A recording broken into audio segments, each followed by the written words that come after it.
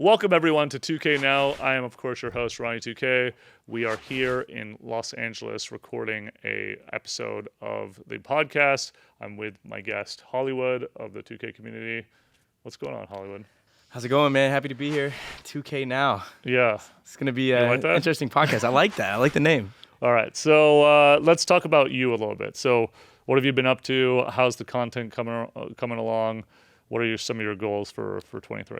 I'm definitely diving into TikTok more. That's on my list of things to do. I'm super excited for 2K23. The Jordan challenges definitely are drawing my attention. I can't wait to upload those on YouTube. Outside of that, man, I'm ready to finally get back onto 2K.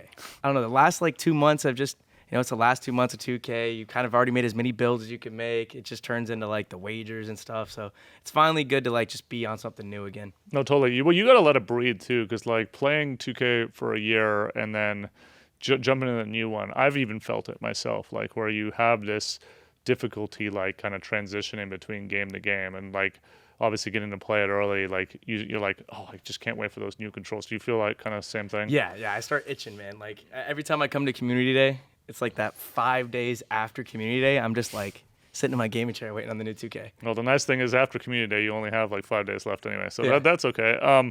You mentioned TikTok, so talk to me about the importance of that platform and how you want to differentiate there, because ultimately the content creators that are successful like you have been in the past have a way to separate themselves on these platforms and do something different and unique. So talk about that a little bit.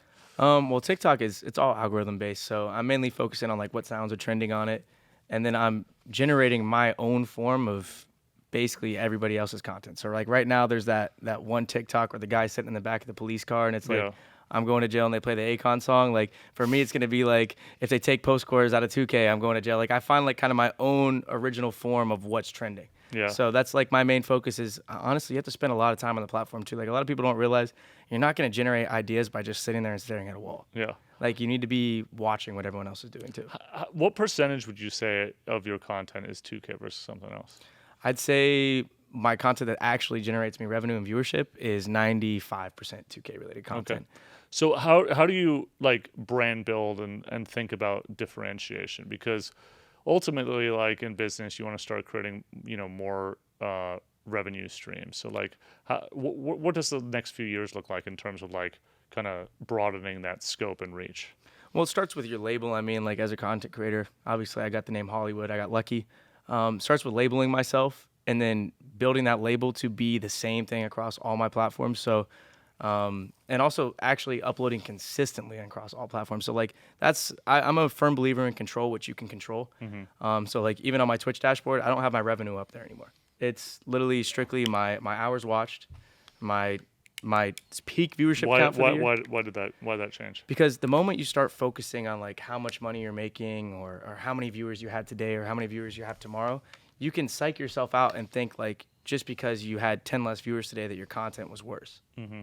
I tend to watch myself back a lot now. That's one thing I didn't do in the beginning.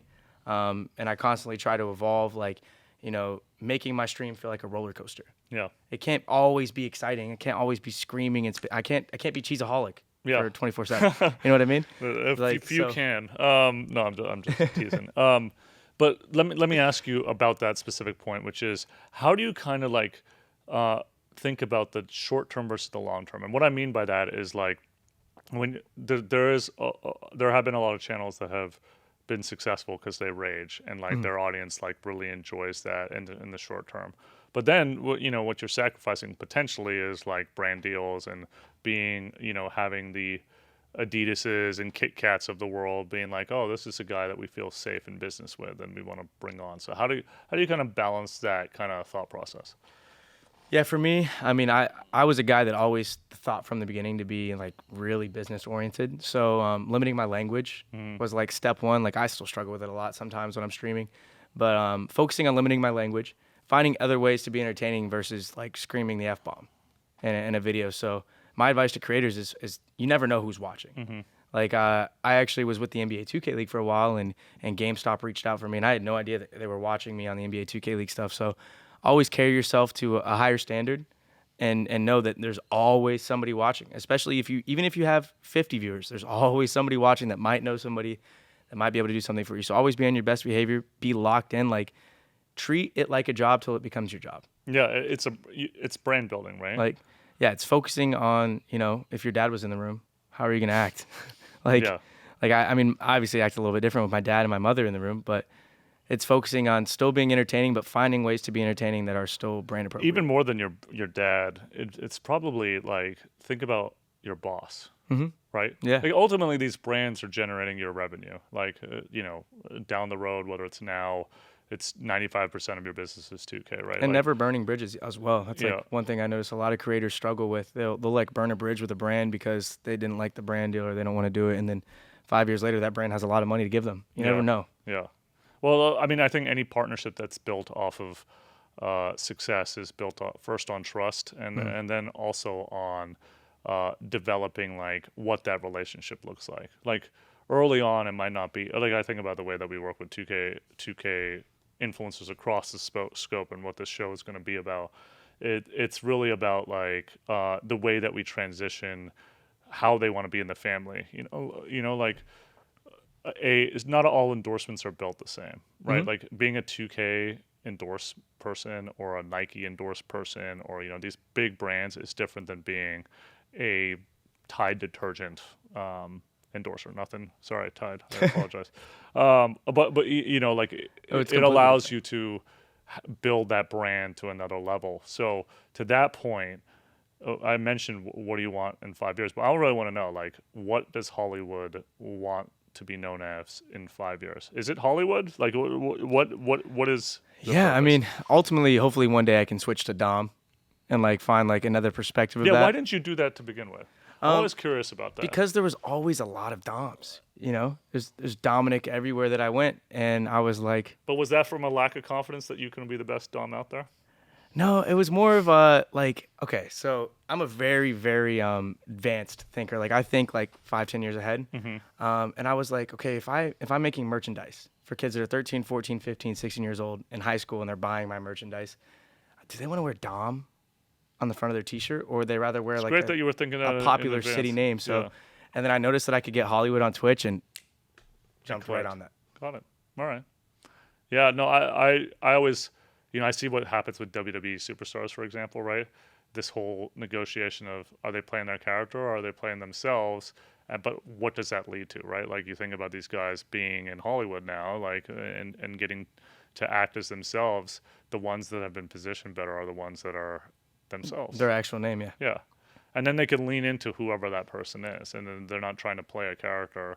Because ultimately, like I feel like the most successful content creators that we have, in the long run, there are some that have short-term little spikes, but I think the ones that are most successful in the long run are the ones that are truly authentic to themselves, and they're not like putting on a character. They're not being different, and that's why I've always respected your stuff. I feel like there's that, but like I've always wondered like why Hollywood and why not Dom. But that's a really good explanation. Yeah, for me, it was mainly from just a branding perspective, trying to think like long term, because my goal is to once again like have merchandise where like we did back when I was a part of Team Witness, we had that Team Witness merchandise sale, and it was so cool to like I would go to a basketball court and I saw a guy with a Team Witness shirt on. Yeah. Like we went literally me, Cole, and Hank. We were playing basketball on Miami Beach, and we walk into a gym in LA Fitness, and a guy has a Team Witness That's cool. T-shirt on. And I was like, Yeah. when he looks Made over, it. he goes, oh, and I'm just like, dude, Yeah. no way. Like, Yeah.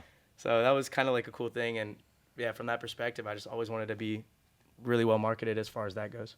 How much time do you spend on content creation versus brand strategy?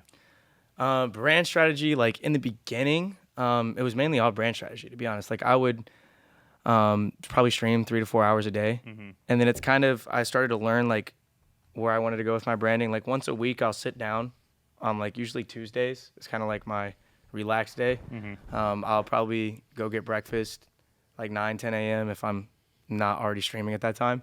And then I'll come home and I'll sit there for like 4 or 5 hours. Me and Cole actually started doing this with like a whiteboard, and we would write down our video plan for the next week. Yeah. Because one thing about content creation is if you're not prepared, you're not going to do it. Yeah. You're always going to find an excuse. That's what every single creator, like every creator will tell you from the top, like there's always a reason to not do something. Yeah. I'm gonna ask you a hard question. Yeah. Why are you here and why is Cole not here? That in is your estimation? That's a really hard question. Because what is central to this job? Like what is going to separate you when it comes to any sort of like long-term partnerships? Honestly, it's building the relationships. Yep.